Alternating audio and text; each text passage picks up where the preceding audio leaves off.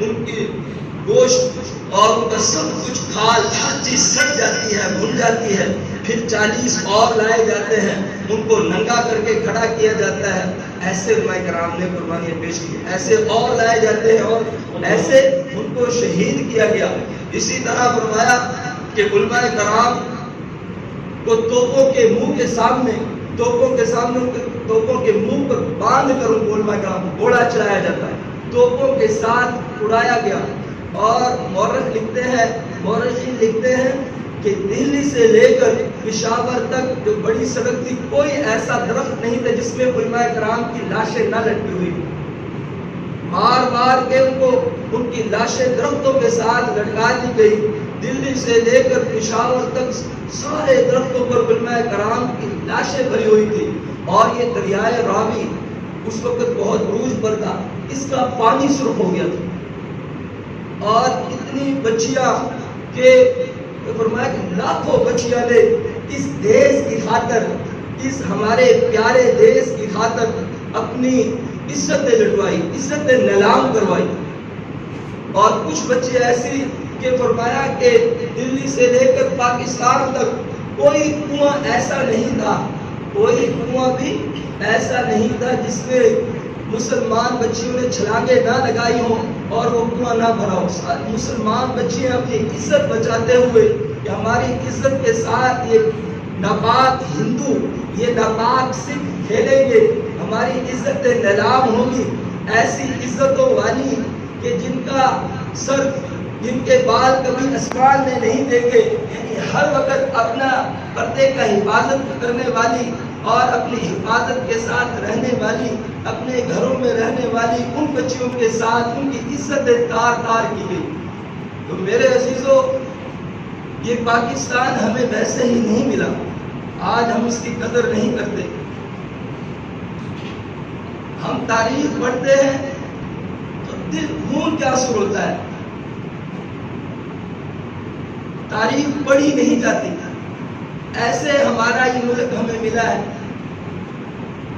اور بہت ہی انگریز کی کیا سازش تھی کہ کسی طریقے سے قرآن کو ختم کیا جائے.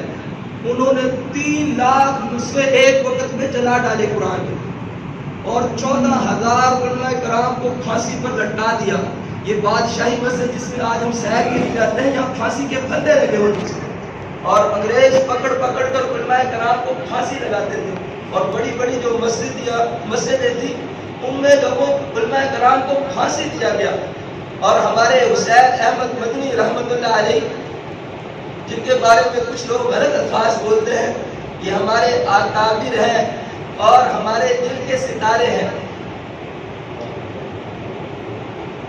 تو ان کے بارے میں آتا ہے، ایک دفعہ جج کے سامنے جب حاضر ہوئے تو جج کہنے لگا کہ تو نے کہا ہے کہ انگریزوں کے خلاف جہاد کرو، اس کے بارے میں، انگریز کے خلاف جہاد کے بارے میں تو نے اعلان کیا ہے. تو حسین احمد مدنی نے رحمت اللہ علیہ نے کہا کہ میں نے کہا ہی نہیں تھا، اب بھی میں کہتا ہوں کہ انگریز کے خلاف جہاد فرض ہے. تو کہنے لگا جج کہ تجھے پتا ہے اس کی سزا کیا ہے؟ تجھے پتا ہے اس کی سزا کیا ہے؟ تجھے پھانسی کے پھندے پر لٹکایا جائے گا. تو کہنے لگا کہ مجھے اس کی پرواہ نہیں، اور بغل سے کپڑا نکالا اور کہنے لگا میں کفن اپنے ساتھ لایا ہوں، مجھے پتا ہے میری سزا کیا ہے، مجھے اس چیز کی پرواہ نہیں. تو میرے عزیزو، اسی طرح مولانا ابوالکلام آزاد رحمت اللہ علیہ، ان سے جب جج کے سامنے حاضر ہوئے، جج نے کہا کہ تیرا نام پوچھا، پھر اسی طرح والد کا نام پوچھا، پھر تھوڑا سا اس کے بارے میں جب معلومات دے کر کہنے لگا کہ تیرا پیشہ کیا ہے. انگریز جج کراچی میں عدالت میں کھڑا کیا ہوا ہے. انگریز جج کے سامنے کہہ رہا ہے کہ میرا پیشہ یہ ہے کہ انگریزوں کے خلاف مسلمانوں کو بغاوت پر بھڑکانا، یہ میرا پیشہ. انگریز کے خلاف، انگریز پورے شان کیسے لوگ ہیں، کیسی جرت والے لوگ کہ تھوڑا سا نہیں ہچکچاتے. کہا فوراً کہا کہ تجھے 6 ماہ کی قید، سخت سے سخت سزا دی جاتی ہے. تو کہنے لگا جتنا تیرا قلم ہلا ہے اتنا بھی میرا دل سزا پر نہیں ہلا، اتنی بھی مجھے پریشانی نہیں ہوئی کہ تھوڑی ذرہ برابر ٹھیک ہے، جو تم سے ہوتا ہے تم کر لو اور جو ہم سے ہوتا ہے ہم کر کے رہیں گے۔ تو میرے عزیزوں انگریز ویسے ہی نہیں نکلا، انہوں نے بڑے سال محنت کی، بڑے سال محنت کر کے وہ آیا تھا اور ویسے ہی وہ نہیں گیا۔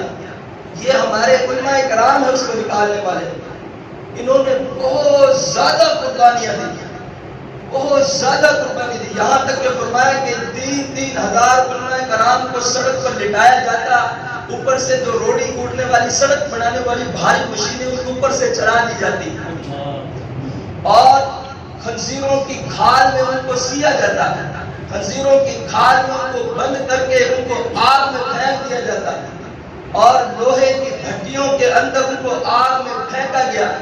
اس طرح ہمارے علماء کرام نے اس پاکستان کی خاطر، ہمارے پیارے دیش کی خاطر قربانیاں برداشت کی۔ تو مولانا جعفر دھانیسری رحمہ اللہ تعالی کہتے ہیں کہ ہمیں کالے پانی میں بند کیا ہوا تھا، انگریز نے جتن لگا لیے کہ کسی طرح ہمارے ساتھ یہی کہتے کہ ہم تمہارے ساتھ بغاوت نہیں کرتے، ہم تمہارے خلاف نہیں بولیں گے، جتن لگا لیے، سخت سے سخت جو کو تکلیفیں دے سکتے تھے دی کہ مان جاؤ اور ہمارے خلاف نہ بولو، لیکن کہنے لگے یہ نہیں ہو سکتا۔ پھر لاہور میں ایک جو جیل کا سپرنٹینڈنٹ تھا بڑا سخت تھا، کہنے لگا میرے پاس بھیجو کوئی ملاؤں کو، میں سیدھا کرتا ہوں۔ پھر ان کے پاس لایا گیا، ان کو ہتھکڑیاں لگائی ہوئی، بیڑیاں پہنائی ہوئی اور لا کر کھڑا کر دیا گیا اور کہا کہ اب تمہیں پتہ چلے گا کہ تم کیسے نہیں مانتے ہو۔ تو ان کو بہت سزائیں دی گئی، یہاں تک کہ ساری رات ان کو کھڑا کیا گیا اور ان کو کھانا نہیں دیا گیا۔ پھر ان کو بہت زیادہ مارا، سمجھایا، لیکن کہنے لگے یہ نہیں ہو سکتا، ہم انگریز کے خلاف لڑیں گے، جب تک ہمارا سانس رہے گا ہم یہ کبھی نہیں کر سکتے کہ انگریز کا ساتھ دے یا انگریز کے خلاف نہ بولے۔ تو پھر فرمایا کہ ان کو لاہور سے ملتان والوں نے کہا ہمارے پاس بھیجو۔ ملتان تو یہ لاہور والے تھے، انہوں نے پنجرے بنوائے ان کے لیے، چھوٹے چھوٹے پنجرے، نہ میں صحیح بیٹھ سکتا ہے اور نہ بندہ کھڑا ہو سکتا ہے، ایسے پنجرے، اور 1-2 انچ کے فاصلے پر کیل لگوا دی چاروں طرف پنجروں کی۔ اب کیل لگوا کر چاروں طرف پنجروں کے کیل لگوا کر اور مال گاڑی کے ڈبوں میں ان کو ڈال دیا گیا اور کہا کہ اب ان کو بھیجا جائے، ان کو پتہ چلے گا کیسے انگریز کے خلاف بولتے ہیں۔ تو فرمایا کہ پھر ہمیں ایسے پنجروں میں ڈال کر مال گاڑی میں ڈال دیا گیا، جب تھوڑا سا بھی جھٹکا لگتا تو ان میں کیل جو تھے وہ ہمارے جسموں پر لگتے اور ہمارا خون بہتا اور ہمارا پیشاب پخانہ نکل گیا اور مہینے سے زیادہ لمبا سفر تھا۔ کہنے لگے کہ ویسے ہی مال گاڑی رک رک جانے والی اس وقت کی، کہنے لگے کہ مہینے سے زیادہ لمبا سفر رہا اور اس طرح ہمیں پنجروں میں بند کر کے ملتان بھیجا گیا کہ ان کی کہیں یہ مان جائے۔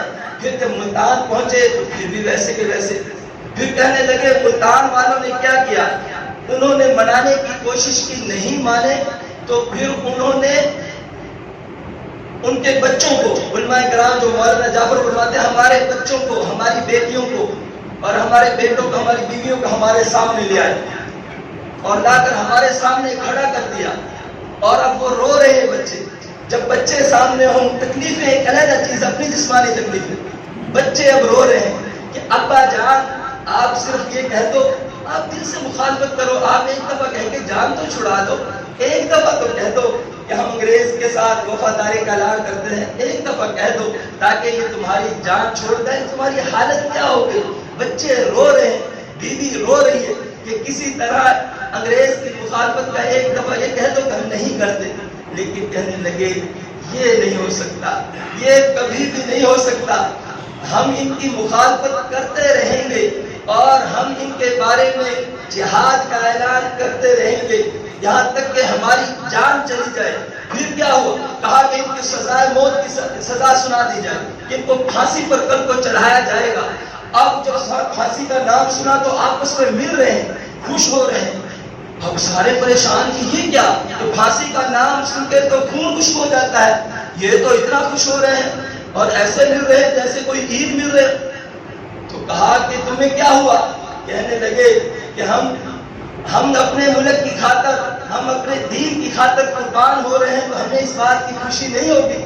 تو اس بات میں ہم خوش ہو رہے ہیں کہ اپنے دین کی خاطر، اپنے محبوب، اپنے رسول کے دین کی خاطر، قرآن کی خاطر قربانی دے رہے ہیں۔ تو انہوں نے کہا ہم یہ پھانسی نہیں دیتے، ہم تمہیں خوش نہیں کرتے۔ تو میرے عزیزو، اس طرح علماء کرام نے اس دین کی خاطر، اس ملک کی خاطر قربانیاں پیش کی، اور یہ پاکستان ویسے ہی نہیں بن گیا۔ بڑی، جیسے میں پہلے عرض کر چکا ہوں، آج تو ہم بس جھنڈیاں لگا لیتے ہیں، نعرے لگا لیتے ہیں، میڈیا پر آ کر بڑے بڑے الفاظ بول دیتے ہیں، لیکن میرے بھائیوں سب کو پتا ہے کہ کس مقصد کے لیے ملک حاصل ہوا، اس کا مقصد کیا تھا، سب کو پتا ہے کہ اس کا مقصد صرف یہ تھا کہ ہندوؤں کے ساتھ ہمارا رہنا مشکل تھا۔ وہ گائے کے پجاری، وہ گائے کا پیشاب پینے والے اور گائے کے گوبر کو تبرک استعمال کرنے والے اور ہندو سکھ، فرمایا قرآن کا فیصلہ ہے وَلَن تَرْضَىٰ عَنْكَ الْيَهُودُ وَلَا النَّصَارَىٰ حَتَّىٰ تَتَّبِعَ مِلَّتَهُمْ۔ اور ایک جگہ اللہ تعالیٰ ارشاد فرماتے ہیں لَا يَتَّخِذِ الْمُؤْمِنُونَ الْكَافِرِينَ أَوْلِيَاءَ مِن دُونِ الْمُؤْمِنِينَ، کہ یہ جو یہود و نصارہ، یہ کافر آپ کے سے راضی نہیں ہو سکتے یہاں تک کہ آپ ان کے دین میں چلے جائیں، اس وقت تک یہ راضی نہیں ہو سکتے، اور یہ آپ کے دوست نہیں ہو سکتے۔ یہی ہمارا نظریہ تھا، اس لیے ہم نے چاہا، ہمارے اکابرین نے چاہا کہ ایسا ملک ہو، ایسی جگہ ہو جہاں ہم کھلے عام اپنے قرآن اور سنت کے مطابق چل سکے، دین کے مطابق اپنی زندگی کو ڈھال سکے۔ یہ صرف مقصد تھا، یہ مقصد تھوڑا تھا کہ ہم ایک علیحدہ ہو جائے، وہ علیحدہ ہو جائے اور اپنی من مرضی کرتے رہیں۔ نہیں میرے عزیزو، اس کا صرف مقصد یہ تھا کہ ہم دین کے مطابق، اپنی شریعت کے مطابق اس دین پر اور چل سکے، اور اس لیے ہم نے ملک حاصل کیا تھا۔ تو اس ملک کے لیے ہمارے اکابرین نے بہت زیادہ قربانیاں دی ہیں۔ میں پرانی تصویروں کو دیکھ رہا تھا، آنکھوں سے آنسو گر رہے تھے کہ ریل کی پٹریوں پر لاشیں گرائی ہوئی ہیں اور ایسے پڑی ہیں جیسے کوئی لوگ سوئے ہوئے ہوتے ہیں۔ اور اسی طرح فرمایا، ایک بزرگ واقعہ بیان کرتا ہے کہ جالندھر کے مقام پر ایک دفعہ مسلمان ہزاروں کی تعداد میں عید پڑھنے کے لیے آئے، عید پڑھنے کے لیے آئے تو دوسری طرف سے سکھ ہندو آ گئے۔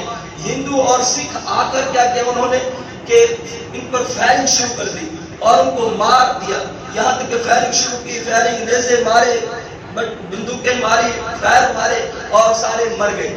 جب شہید ہو گئے سارے، پھر ان کے گھروں میں گئے، ان کی عورتوں کو لے کر آئے اور عورتوں کو ننگا کیا، نعوذ باللہ، اللہم احفظنا۔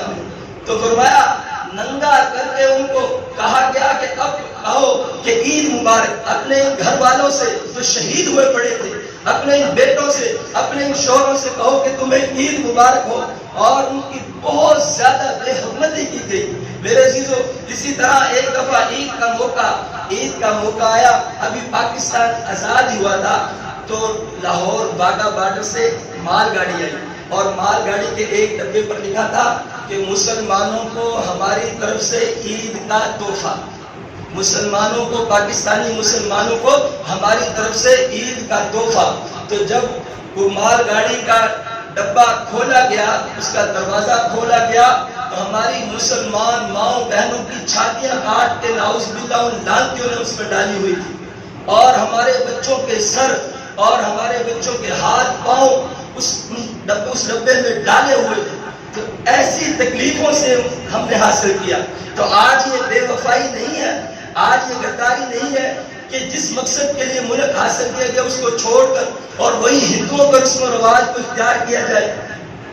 تو میرے عزیزو، یہ بڑی ہی ایسی قربانیاں، ایسی تکلیفیں اس ملک کی خاطر ہمارے اکابرین نے دی کہ بیان کرنا مشکل ہو جاتی ہے، کہ پوری ٹرین ہندوستان سے نکلتی ہے پاکستان میں آنے کے لیے، ساری کو آگ لگا دی جاتی ہے، اور روک کر سکھ اور ہندو یہ لانتی روک کر ان کو، ان کے لوگوں کے ہاتھ پاؤں کاٹ دیتے ہیں، اور ان کے بوڑھوں کے جو مسلمان بوڑھے، ان کے ہاتھ پاؤں کاٹ کے تڑپنے کے لیے چھوڑ دیتے ہیں۔ چھوٹی بچیوں کو ٹانگوں سے پکڑ کر چیر دیا گیا، شہید کر دیا گیا۔ تو میں کہہ رہا تھا کہ دریائے راوی کا پانی سرخ ہو گیا، اور ایسے جیسے اتنی لاشیں آ گئی کہ جیسے کوئی مچھلیاں تیر رہی ہیں، اتنی لاشیں آ گئی. یہ پاکستان ہم نے ایسے حاصل کیا ہے. اور آج الحمدللہ ہماری جو ملک ہے بہت پیارا ہے، اس کی مٹی پیاری ہے، یہ ہمارا چمن ہے اور ہم نے اس کو خون دے کر حاصل کیا ہے، لیکن اس میں اعمال ہم ٹھیک نہیں کر رہے. ملک بہت پیارا ہے، اس میں ہمیں ہر چیز اللہ نے دی ہے. چاروں موسم دے دیے، پہاڑ دے دیے، زرخیز زمین دے دی، ہر قسم کے پھل دے دیے، ہر چیز کی سہولیات، ہر چیز دے دی، لیکن اس میں امانت داری کی کمی ہے. اور اس میں ہمارے جو حکمران ہیں وہ بھی بڑے افسوس سے کہنا پڑ رہا ہے کہ وہ بھی جس طریقے کے مسلمانوں کے حکمران ہونے چاہیے تو ویسے نہیں، ویسے فیصلے نہیں ہو رہے. ہماری عدالتیں پیسے دو کام ہو جاتا ہے، حالانکہ اس لیے بنا تھا یہ پاکستان. آج ہمارے جو اکابر جان دینے والے، جانوں کا نذرانہ پیش کرنے والے، اگر وہ آ جائے زندہ کر دیتا ان کو، ہمارے ہاتھ کو دیکھ لیں تو ان سے برداشتوں کے کلیجے پھٹ جائیں کہ اس لیے یہ حاصل کیا تھا، اس لیے ہم نے قربانیاں دی تھی. تو میرے بھائیوں اکثر کہتے ہیں کہ ہم کیا کریں، یہ حکمرانوں کا کام نہیں، ہر کسی کا کام ہے، ہر کسی کا کام ہے. حدیث پاک جاتا ہے کلکم رائی وکلکم مسئول عن رعیتہ، کہ جو بندہ جس چیز پر اس کا کنٹرول ہے، جس چیز کو مطلب اس کا جس گھر میں ایک سربراہ ہے، اس سے اس کے بارے میں پوچھا جائے گا. اپنے گھر کو صحیح کرے، اپنے اعمال کو صحیح کرے، جتنا ہو سکے جو متحد ہیں اپنے متحدوں کو صحیح کرنے کی کوشش کرے.